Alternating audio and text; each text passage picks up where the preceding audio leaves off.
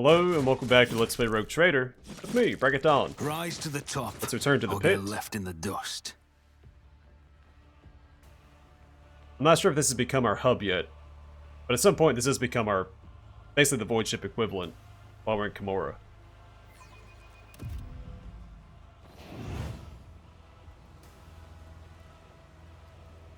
Hang in there, comrade. You will recover and slay 100 Xenos in the name of the Emperor.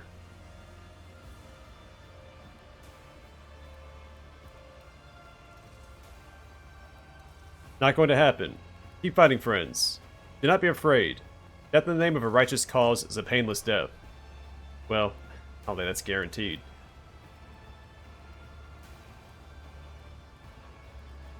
Don't fall asleep. Repeat after me. The Emperor protects.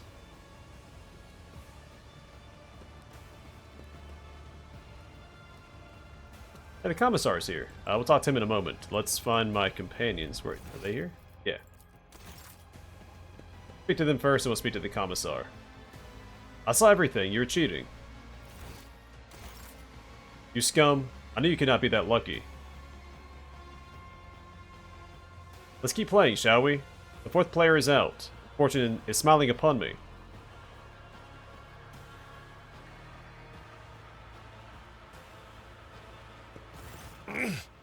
Lord Captain, I serve at your pleasure.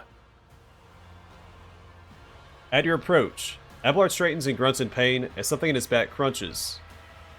How are you feeling? I fear, Lord Captain, that without the intervention of an experienced rejuvenate adept, I will not be able to overcome this frailty on my own. Blessed throne, it is hard to be a helpless old man. I always hoped I would die, long before the day my back and hands gave out. And look at me now.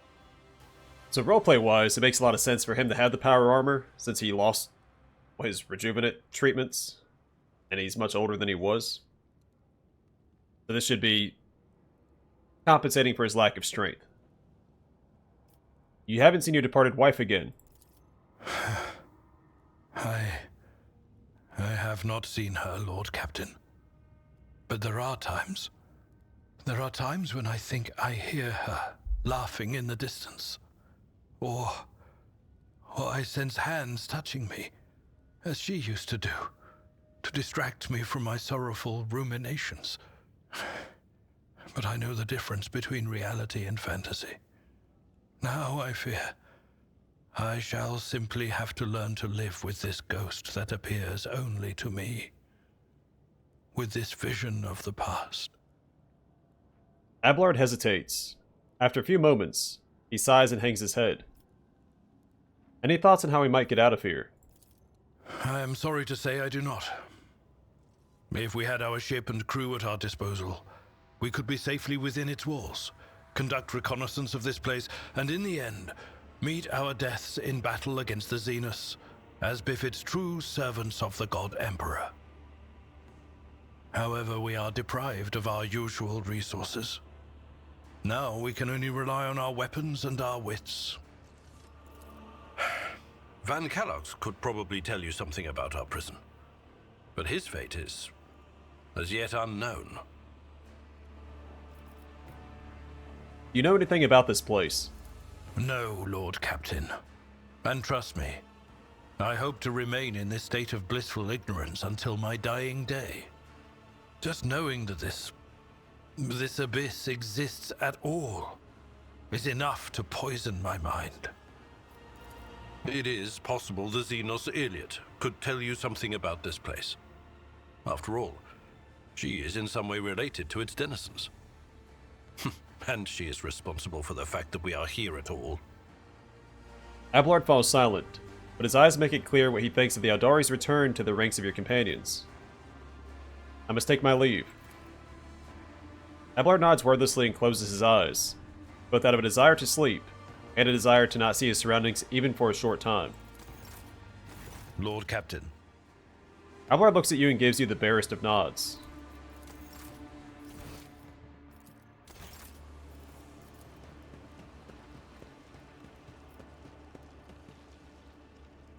So had I known we were going to get that power armor as early as we did, because The first playthrough, you didn't get power armor till the last act, or second to last act, after Kimura. I would have given my main character power armor proficiency, but Lump here, and here. And what the throne is this? Bloody frakes gutted my dog out. Rogue trader, how long have you been standing there? leaning over Glado, Solomorne carefully feels every stitch on the Cybermastiff's body. His iron fist slams into the floor, leaving a dent. Glado's a tough Cybermastiff. He's going to be fine. I've told myself that so many times, I don't know what the words mean anymore. Speaking of words, I need to tell you something about my past. If you care to listen, that is. He freezes, beads of sweat forming on his brow. What do you wish to tell me? It's about what really pushed me into the pit of anger.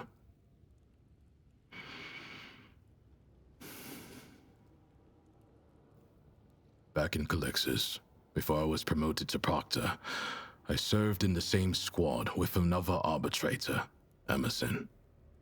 He wasn't just a comrade. We entered the Schola Progenium together.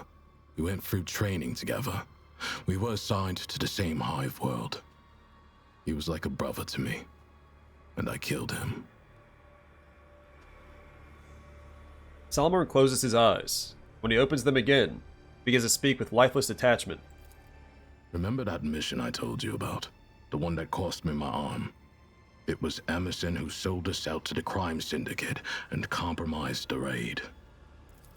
I was badly wounded in the fight, lying on the floor, barely alive. The rest of the squad had gone to scout the area, and Emerson stayed to guard me. He didn't notice that I was awake. He was talking over the Vox. He kept demanding bigger payment, and when he started giving our coordinates, I shot him in the back of the head. I figured that we weren't making it out of there alive, so I logged my final report, attached my Vox to Glato's collar, and told him to return to the headquarters. Then, I passed out again, and when I came to, I had already been captured. The heretics tortured me for days, but I held on until the exaction squad arrived. Solomorne places a hand on Glado's neck. Why did the heretics capture you instead of just killing you on the spot? I was right by their contact's corpse. They had to know how I found them out and what else I knew about them. They tried to beat the answers out of me, tried long and hard. I kept my mouth shut because I knew that the second I started talking, they would dispose of me. How did you survive your captivity? I could throw pretty words at you about how I went through the Injunctor Cardinal in my mind, or prayed to the Emperor, but I did pray, and I was well trained to tolerate pain, but every arbitrator has their limit. When I was almost broken, what helped me through was hatred. I kept recalling that bastard's face and smothered any base thoughts I had about welcoming death again and again. Hours of agony, hours in the whirlpool of pure rage. Solomorne's entire body tenses, and Glado immediately leans forward, looking for the unseen threat.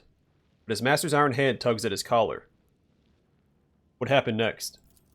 I was put under investigation, but was cleared of the charges and assigned to piety without Glato. The most corrupt hive world in the Drusis marches. 2 years among the vilest dregs of humanity. It was a test, and I passed. I got my promotion, got Glato back. But after Emerson's betrayal, I was never the same. You did the right thing by executing your former comrade. I know. There's no pride, no guilt in his voice, only aloofness bordering on total emotional vacuum. I came to check how you were doing. Better. Sometimes it feels like I'm slipping, but then I remember what you said, and my head clears. I've been reflecting on the spirit of his law and what the Emperor himself wants for us. If anyone had told me before that I would be thinking about things like that, I probably would have caved their face in. But the truth is, I no longer see heresy in such thoughts. No, it's the opposite. I feel like they bring me closer to the Emperor. Do you have any thoughts on how he might escape Camorra? First, we should establish how the Xenos themselves leave this place and slither their way to the Coronis Expanse to pillage, slaughter, and take prisoners. Once we have that information, we will need to fight our way to the exit. And for that to succeed, we should already be looking for capable fighters. Rest up, Solomorne. The Proctor nods and goes back to examining Glado with a grim expression. Rogue trader? Solomorne is busy wiping blood from his augmented arm with a rag. He looks up from his task and gives you a tired nod. Alright, Yrliet. You came back from the dark, Elentark? Unharmed. Although Yrliet's sharp features remain the same, the deep shadows around her eyes and her listless gaze give her the appearance of a living corpse. The Eldari looks withered, haunted, despondent, but when you approach, the relentlessness in her eyes is replaced with a faint glimmer of hope. How are you? My body has already healed. The wounds of the soul will heal one day too. For suffering is a part of our life, not unlike love and fear and the desire to learn. The paths help the children of Asuryan to endure any spiritual upheaval. And you, Elentark, did not allow me to stray from mine. For this, I am grateful. Yrliet nods gratefully. And yet, neither rest nor our reconciliation can soothe the savage turmoil in my soul. Cruderak is lost, we are trapped, and the truth remains as hidden from me as ever it was. What happened to my kin? What happened to my world? And why did my dark cousin tell me less than he knew? There's a rolling darkness in Yrliet's emerald eyes. It seems to search the very bottom of your soul. What happened to you after the trial? I was meant to share your fate, Elentark, and vanish in the Dark City's rotting underbelly. But the Fleshmaster gave a different order. His twisted mind was beset by a question. Could a child of Asuryan be saved from the gaze of she who thirsts with intense re-education? By replacing the influence of my spirit stone with the heady tang of pain that nourishes the followers of the dark ways? I donned the executioner's mantle. They allowed me to keep my spirit stone in exchange for the suffering of others. I survived, prayed for Asuryan's mercy, and hoped to escape before the stone cracked under the torrent of pain and terror assaulting my soul. Before the experiment was complete. The crystal in Yrliet's chest plate lights up with a crimson glow, and each of her breaths comes more labored and restless than the last. I want to know why you did it. Everything, from beginning to end. I tried to learn to trust you, Elentark. Whatever your motives, you did not turn away from me, and you helped me search for my kin. But despair ate at me from within. The human journeys through the realm of she who thirsts left my soul drained, and our attempts to save the children of Cruderak crumbled to nothing in the unending coldness of the dark cosmos. And even when I beheld a piece of Cruderak in your chambers, I wanted to believe you had nothing to do with it. I wanted to, but I succumbed to emotion, to fear, to hopelessness, to grief. I was afraid that Silent Thrash would find me before I found the truth. Which is why I tried to find my dark cousin on the day he attacked Dargonis. I used the commotion to slip away unnoticed and wandered the streets like a shadow in search of its owner. My efforts were futile. I returned to the palace in confusion. I waited for my fresh wounds to stop aching and for the watchfulness of the surrounding monkey to fade like the mist on an autumn morning. But still, I had my doubts. Perhaps, I thought, I should discuss it openly with you. That monkey Achilles. There was something wrong about him. He kept disappearing at night, so one day I followed him. Achilles was contacting Marajai, using an artifact that transmitted his master's orders. That is how I learned that the burnt monkey was about to betray you, which meant my only chance to discover the fate of my homeworld was about to slip through my fingers. I could not wait any longer. I killed Achilles, took the artifact, and demanded answers from Marajai. He hinted at where I could go to look for the truth. You know what happened next. What did you do? You kill Achilles. My words will hardly console you, Elentark, but I killed the traitor. I fear the Dark Ones left too many scars on his fragile soul. Your loyal monkey broke, so I gifted him a swift death, free from the shame of betrayal. Do not presume to know what he was about to do. I know. Believe me, I know. We went through all that, and you didn't even learn anything. Alas, my cousin fell out of favor with the Archon. But even so, I doubt Marajai would reveal the truth. At least not before his dark soul was suffused with my suffering. Yrliet shakes her head. I do not know if I could trust you again. To accept someone who has betrayed one's trust before, one must plunge into the deep waters of fear. One must walk the paths of doubt and extinguish the raging fire of resentment. Are we strong enough for this? Well, you made the first step toward me, Elentark. I will reciprocate by making the second. Yrliet replies with a brief nod of understanding. What do you know about this place? Camorra. This city grinds down the will of the strong and torments any who get tangled in its dark web. The fools are the first to die, and the shrewd perish regardless.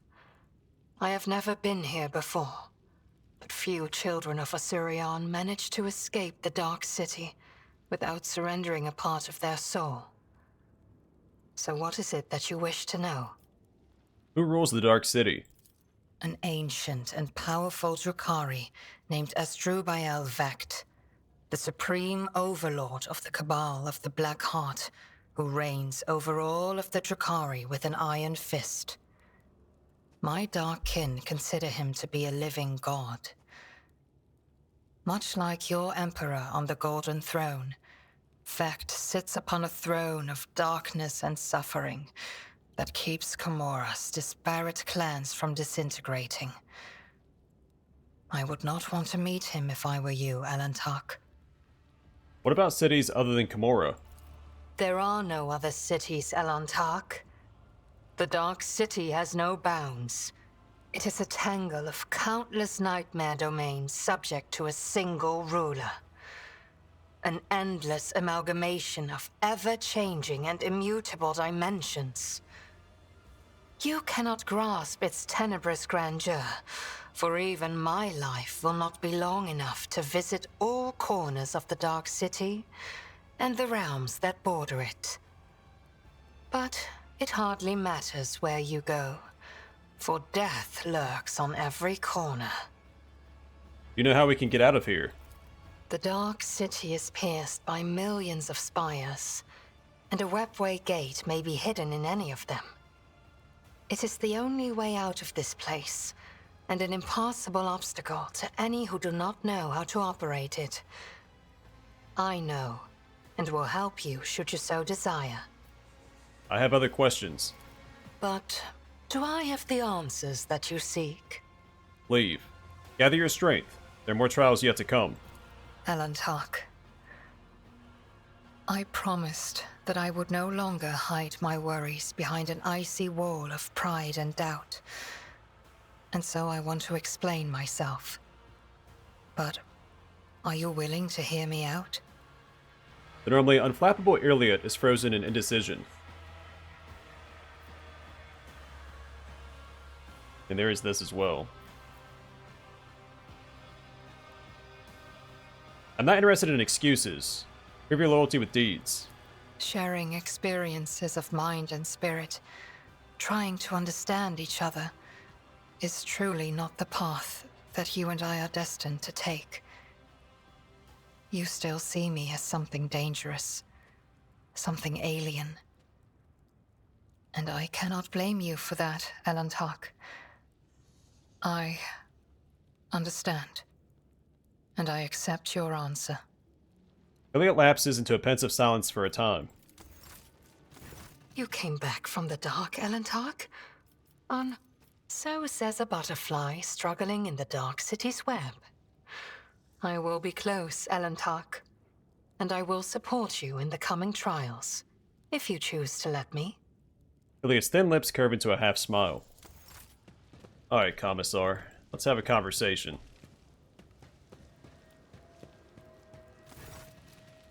My brothers and sisters, it's time for you to meet our greatest ally, rogue trader Donnie Dawson von Valances himself, as part of the Resistance.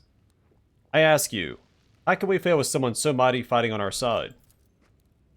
The maleficent Xenos have already tried to kill him in the arena, yet their efforts were for naught.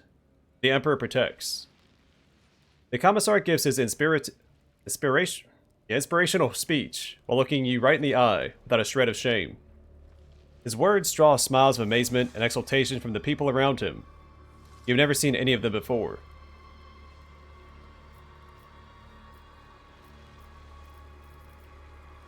You traitorous maggot. Commissar makes a placating gesture and lowers his voice. Yes, you got me. I'm a traitorous maggot. Just keep it down, will you? Why do you send people to the arena? The Commissar shrugs. Just trying to be useful.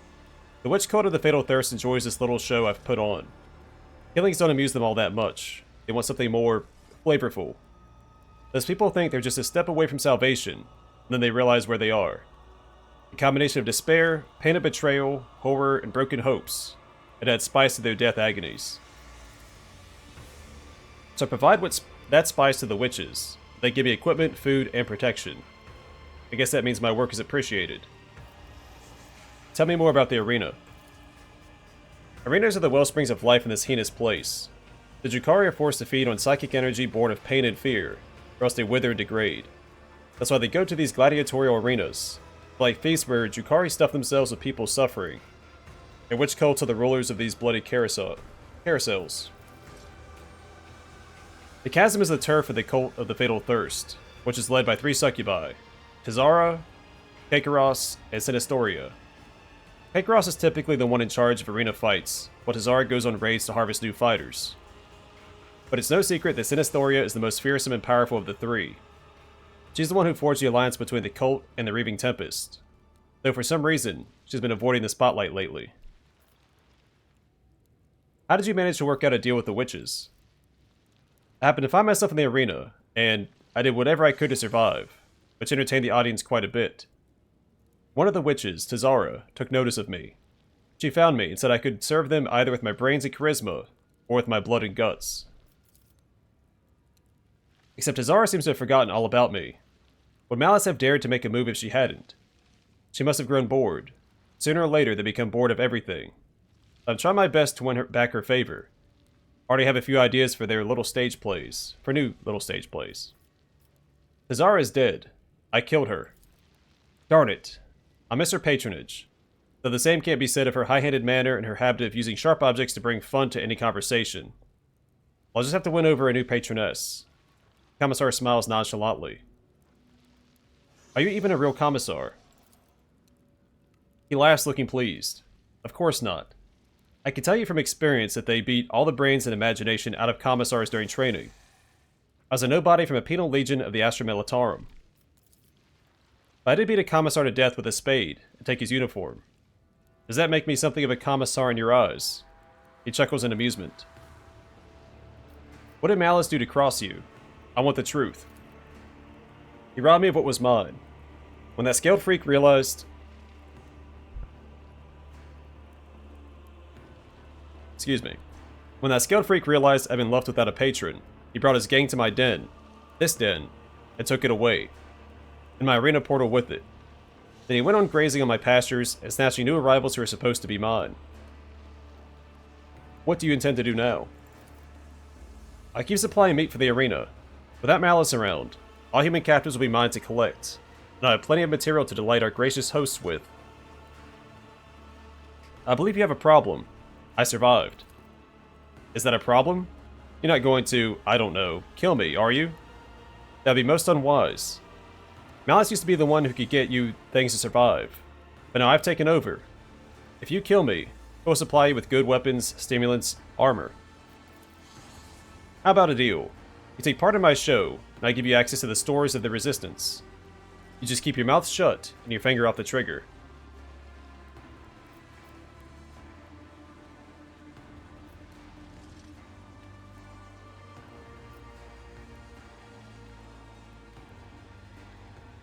Yeah, attack. Hear me, people. This liar serves as Xenos. You have been deceived. Who arms? The Commissar smirks. Oh, you really shouldn't have. I can shout things too, you see. I wonder who they'll listen to. Our brothers and sisters in arms, we've been betrayed. To battle.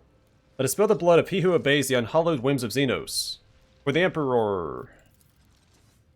However, the soldiers seem hesitant to comply. They glance back and forth distrustfully between the Commissar and the known hero of the Imperium who has challenged him. Listen to me.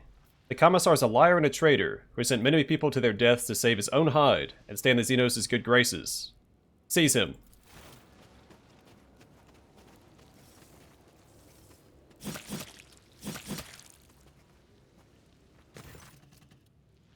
The soldiers swarm the screaming Commissar, throwing him under a pile of bodies, out of which bloodstained fists and gun stocks emerge before sinking back in again.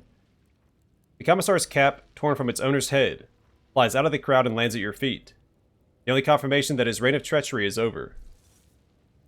Commissar cap grants the wearer plus 10 fellowship, also grants 2% critical hit chance both to the wearer and their allies.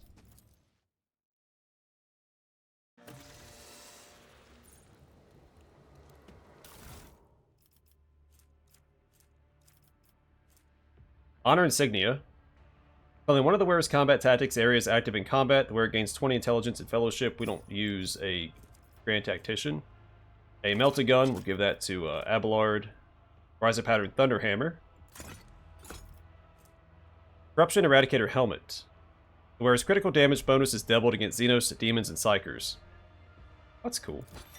Oh, I'll probably end up forgetting, so good. Spoil it now. Argenta is the one that killed Theodora. Before you go into the arena for the last time, she'll stop and want to talk to you. Like, hey, I was the one that killed Theodora. That's why I pointed out the auto pistol in her inventory at the beginning. Because they said there was evidence of an auto pistol that took out Mort, I believe. A Warp Reflex Ring. After triggering a psychic phenomenon, the wearer immediately restores 4 wounds and gains MP, plus minus MP.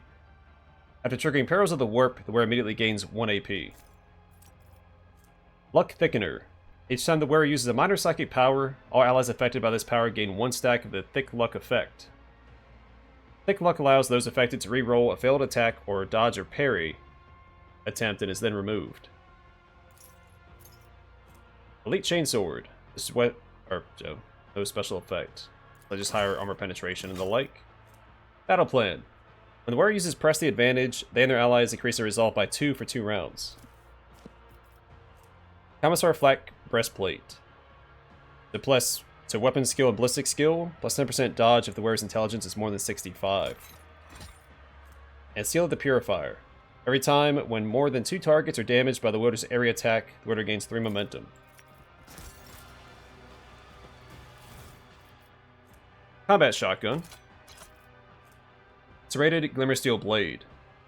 A successful attack with this weapon increases the damage of bleeding effects damage of the bleeding effect suffered by a target by 3. Ranger Armor. Base armor property plus 15% dodge against non-Eldari enemies. Sword Dancer Cloak. Each time the wearer dodges a melee attack, they gain 8% critical hit chance to the end of their next turn. Stacks. That'll be good on Cabela. Sharpshooter Boots. Whenever the wearer performs a single shot range attack from any cover, this attack gains 2% armor penetration. Headhunter Light Carapace. Base armor property, percent dodge based off your awareness.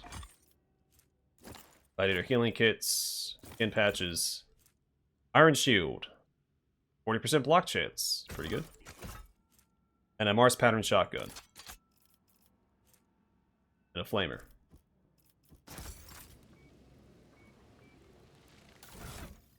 Alright, with that in mind, we can give her the Ranger armor. That looks pretty awesome. Sharpshooter boots she'll have, and we have a better shotgun for our buddy here. 27 to 35, 18 to 22. Straight upgrade.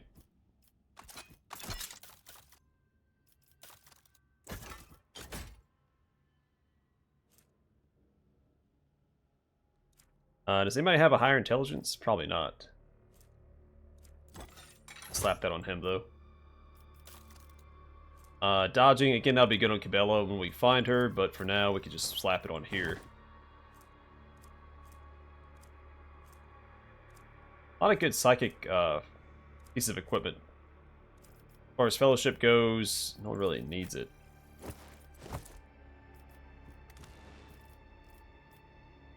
Doesn't show the helmet. Interesting. Press the advantage. Master Tactician. Yeah, we don't have one of those. Alright.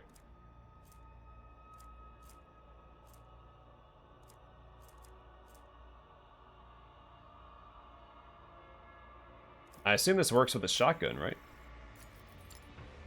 Guess we'll find out. Alright, survey the den. Then we'll talk to them probably next time.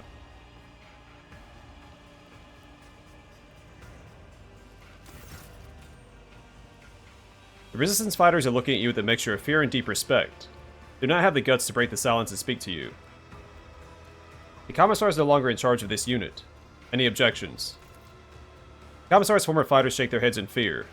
No, none, your lordship. There's something you must know. The man who called himself the Commissar was a traitor and an accomplice of the Xenos. His promises of escape were nothing but lies. A shocked murmur runs through the ranks.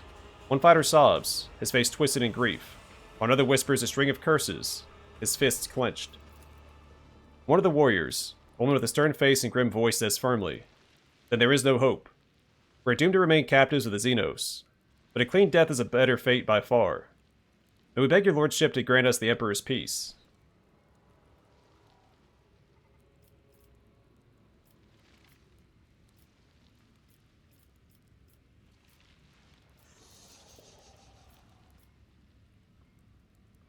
In the name of the Emperor, I, Donnie Dawson von Valancius, give you my word that I'll lead you out of this place. In a united impulse, the crowd falls to its knees before you. You see their eyes, awestruck and warm like sunlight. As they offer their many-voiced prayer to the Emperor, you hear your name uttered over and over again. Where did Malice keep his trophies? They are mine now. One of the Resistance fighters points to a container filled to the brim with loot. This is everything we found in this vile den. We searched all of that Sly Xenos' secret caches and stashes. Tell me, Malice, you still have something stowed away, some extra special stash. Who can say, humanling? You can tear the den apart piece by piece. You can torture me. You will find nothing. We Slith know how to shut out our sense of pain, and will suppressors have no effect on us. There's only one way you can get your hands on my treasures. Open the cage. Give me a knife. Get on your knees. Let me carve your throat open. I'll reveal the secret to you as you die. Turn to the Commissar. You wish to repent, traitor. The Commissar, whose proud features are utterly ruined, says in a gurgling voice, "Enjoy a little victory while you can. Tomorrow will rip your head off quicker than it did mine. You'll see who'll be sitting in whose cage."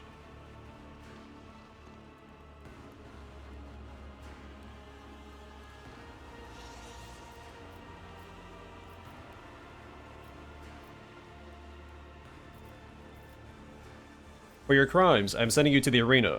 You will suffer the fate to which you doomed so many others. To the arena? No, please. Can I please stay in this cage, please? The Commissar's feigned pride evaporates in an instant, leaving behind a thrashing, frightened animal.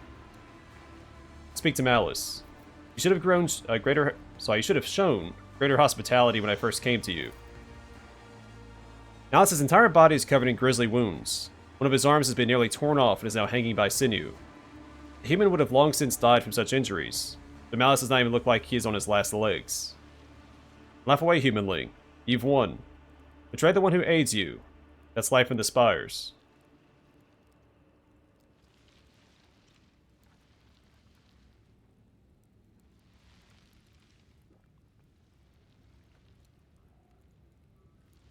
You did save my life. I'm letting you go. Malice stares at you with suspicion and then says cautiously, do not think that I will forget or forgive. Reeling, the slit slithers away while looking straight at you without blinking, either in expectation of a sudden strike or to avoid making eye contact with anyone else. In the next fight, you are coming with me. I shall make the arena drink of Xenos blood. Better to die for the Emperor than to live for yourself.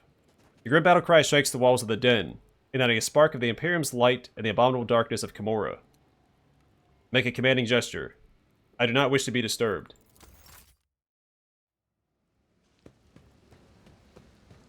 Lord Captain. Alright, no new dialogue for these guys. There we go, now we're in charge. Commissar repeatedly clutches at his throat, right by a bloody, gurgling cough. Well, cool. Well, I'm going to call it here now, and next time we'll head towards the anatomical opera. See if we can't find more companions. But for now, thanks for watching, and hope to see you guys in the next one.